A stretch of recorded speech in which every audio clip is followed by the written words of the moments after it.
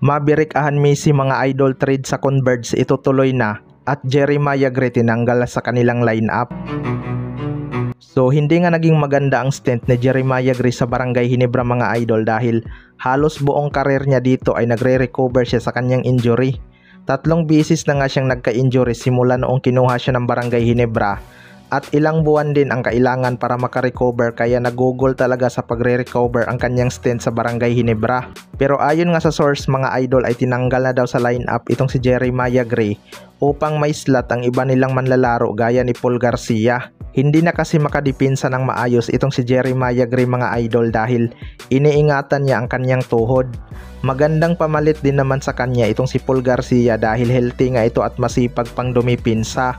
Kailangan lang itong maturuan ni Coach Tim ko ng maayos dahil minsan may mga bad decision lang talaga siya on the court. Dahil sa taas ng kanyang kumpiyansa may mga pilit na tira nga siya na sumasablay.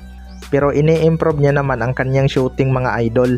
Maraming ang fans ng Barangay Ginebra ang may gusto na ibalik ito sa lineup.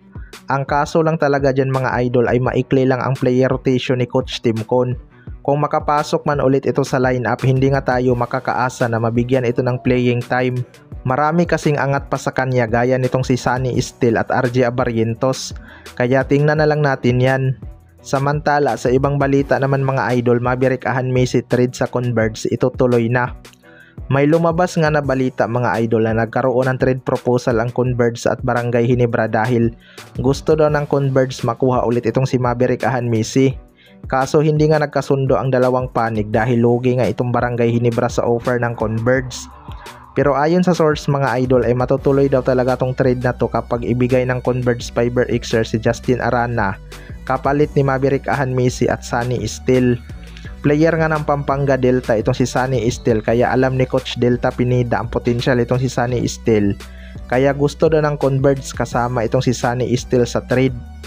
Para sa akin mga idol, hindi naman na siguro lugi ang Barangay Ginebra kung ibigay nila si Maverick Ahanmisi at Sunny Steele para kay Justin Arana. Pero seryoso din talaga tong Converge mga idol at ayaw talaga nilang ibigay si Justin Arana dahil mawawalan nga sila ng twin tower. Malaki kasi ang chance na magdodominate itong si Justin Arana kapag nag-retire na si Jonmar Fajardo.